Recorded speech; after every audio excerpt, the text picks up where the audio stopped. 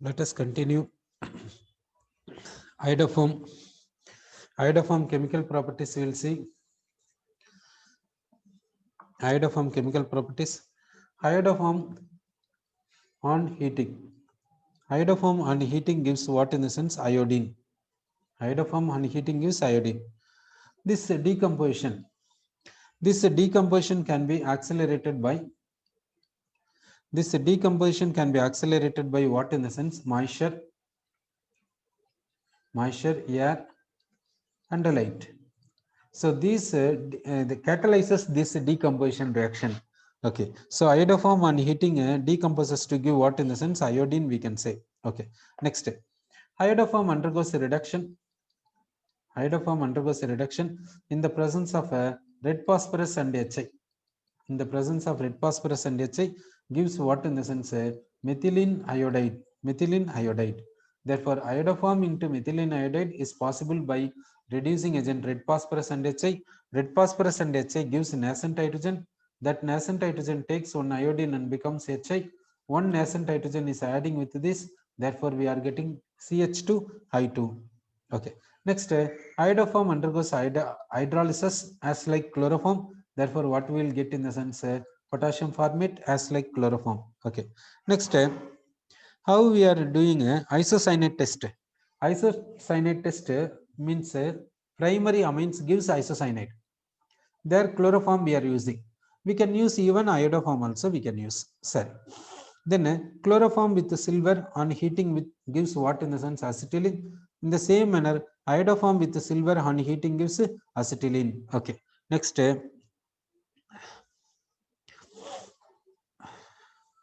we'll see carbon tetrachloride. Next, we have taken carbon tetrachloride. This carbon tetrachloride preparation we'll see. It is prepared by taking carbon disulfide. Carbon disulfide is treated with chlorine in the presence of aluminum chloride. What we are getting means carbon tetrachloride we are getting, and S2Cl2 we are getting. S2Cl2 is called sulfur monochloride. S2Cl2 is called sulfur monochloride, we can say. S2Cl2 is called sulfur monochloride. Okay. Now these two, this mixture is both are liquids. Both can be separated by fractional distillation. Okay.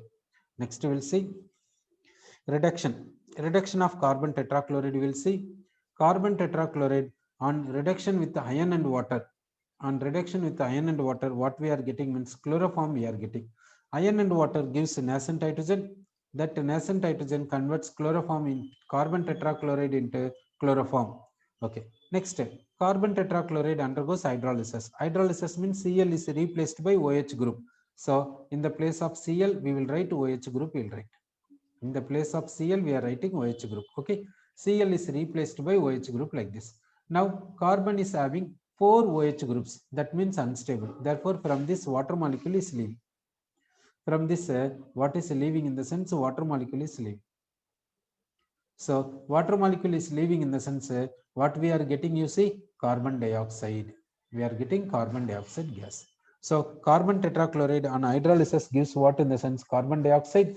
And the medium, if you give basic medium, this carbon dioxide will react with the basic medium to give potassium carbonate. Okay. So, medium is required. Then, what is the use of carbon tetrachloride in the sense? Carbon tetrachloride is used as fire extinguisher. It is used as what in the sense? Fire extinguisher, we can say. Fire extinguisher. How it is acting as fire extinguisher? How it will act as fire extinguisher in the sense? It is a fireable substance. This substance is firing. So what will happen means this carbon tetrachloride, this substance is firing with the air. Okay. So what this carbon tetrachloride will do in the sense? Carbon tetrachloride will form a layer around this substance. Therefore, air contact will be prevented. That means this substance is not getting air contact. Therefore, it is not burning further. Therefore, it is used as fire extinguisher. Okay. So carbon tetrachloride makes a layer around the substance. Therefore, air contact is prevented. Therefore, fire is put up. Okay. Therefore, it is used as what in the sense? Fire extinguisher, we can say. But what is the drawback? But drawback is there. What is that drawback? Okay, drawback is what in the sense? This carbon tetrachloride is undergoing hydrolysis at this temperature. Undergoing hydrolysis at this temperature. So at this temperature, carbon tetrachloride undergoes hydrolysis to give what in the sense? Carbon tetrachloride undergoes hydrolysis to give what in the sense? Phosgene. It is giving phosgene. It is giving what in the sense? Phosgene is produced. This phosgene commercial name is what in the sense? Pyrene. This commercial name is pyrene. This commercial name is pyrene. This phosgene is a poisonous substance. Therefore, if you use carbon tetrachloride as a fire extinguisher, then what you have to do? Then that place should be made completely ventilated. Where the firing takes place, where we are using carbon tetrachloride as the fire extinguisher, that place should be completely ventilated, made ventilated as soon as fire is put up. Okay, because of this poisonous gas. Okay, then this carbon tetrachloride is stable up to this temperature. Above this temperature, even carbon tetrachloride also unstable. Therefore, it decomposes. Okay. Next, we will see about freons. We are seeing about freons. We are seeing this freons in the sense chlorofluorocarbons. Chlorofluorocarbons.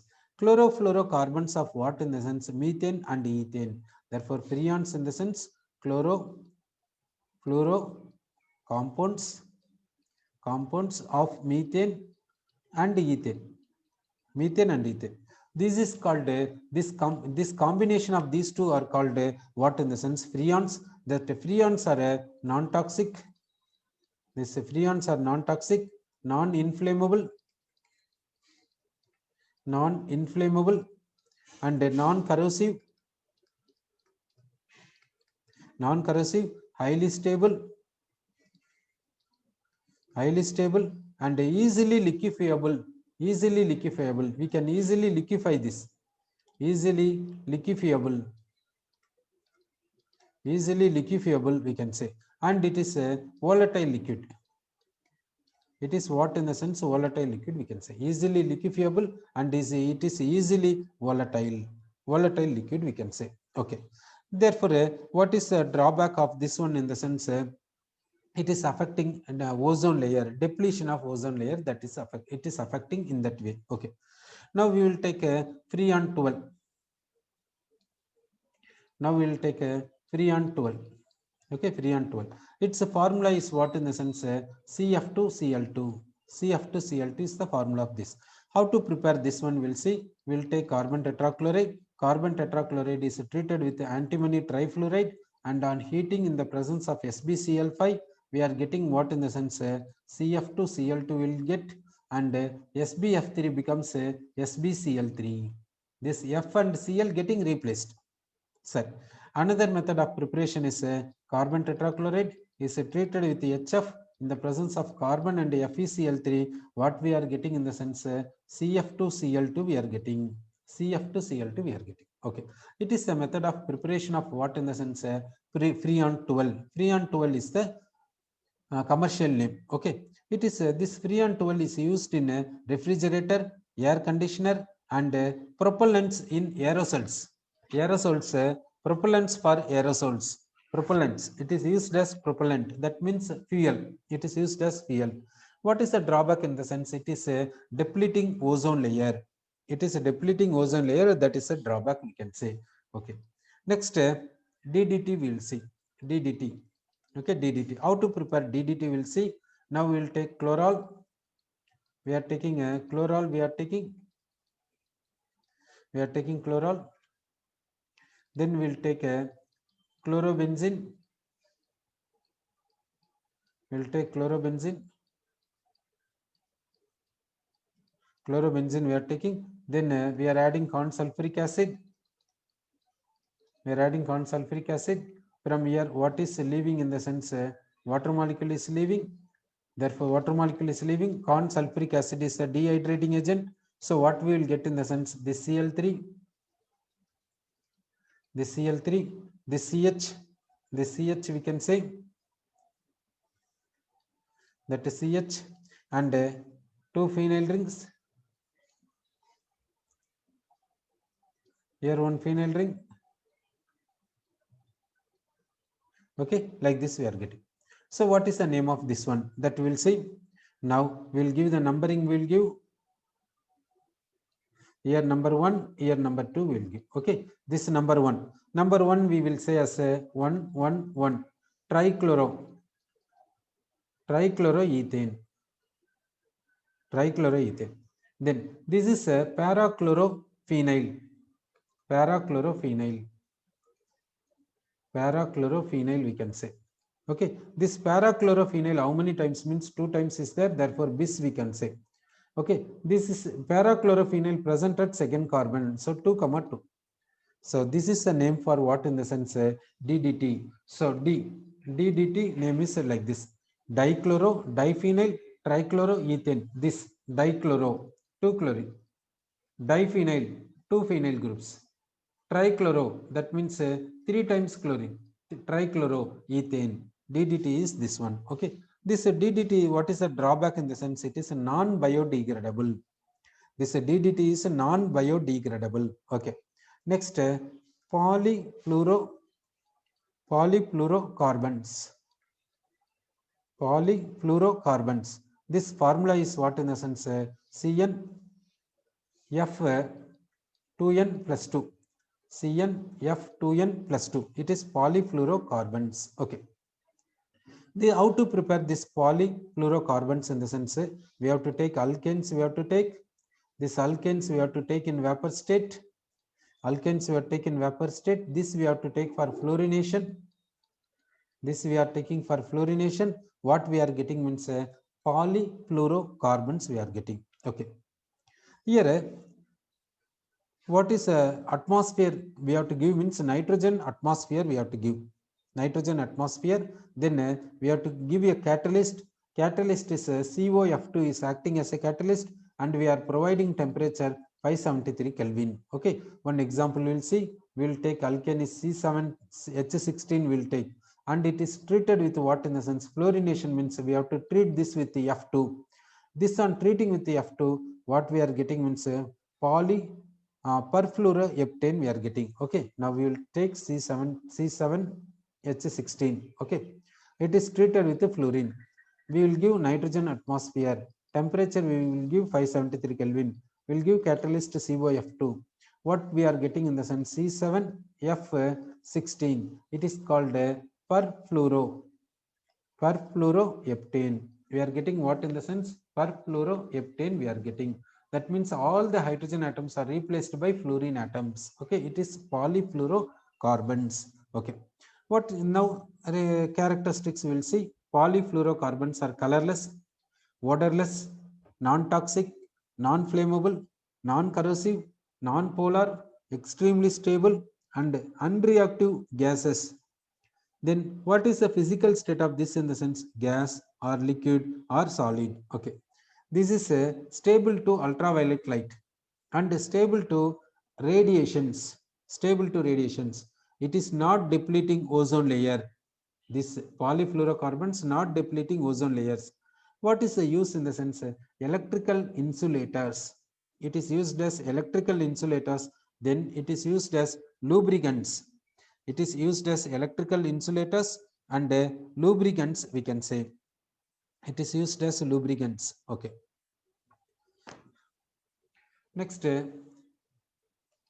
we'll see Vestrosol. Vestrosol. This Vestrosol, how to prepare this Vestrosol, that we'll see. Now we will take a CHCl2, single bond CHCl2. It is called Vestron. It is called Vestron.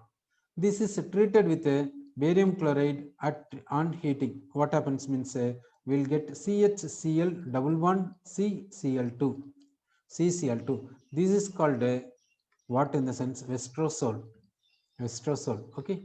So, now it is what is the use of this Vestrosol in the sense it is used as a solvent. So, next some compounds we will see now. Some compounds we are taking. What is the compound means halothane, halothane, this halothane is used as what in the sense anesthetic. It is used as anesthetic. This compound formula is ClCH Br CF3. CF3. It is used as anesthetic. Next compound we will take aldrin. This is used as insecticide. It is used as insecticide. This formula we will see.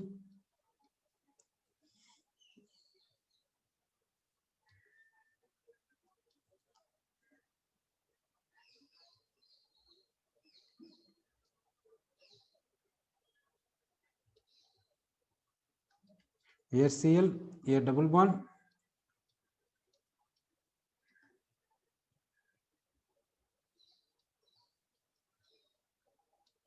This is aldrin. It is used as what in the sense insecticide. Okay, next we will take the compound. Next compound here phenyl ring. 3 chlorine atoms will give 1 chlorine, second, third, then ether group, then carboxylic group. This is used as what in the sense herbicide. It is used as herbicide, we can say. Cell. Next, uses of methylene chloride. Uses of methylene chloride we will see. This is used as solvent as a paint remover. This is used as solvent as a paint remover. Then it is used as propellant in aerosols. Then it is solvent in the manufacture of drugs. Then it is used as metal cleaning and finishing solvent. Metal cleaning and finishing solvent. Next, this harms the human central nervous system. It is affecting our nervous system.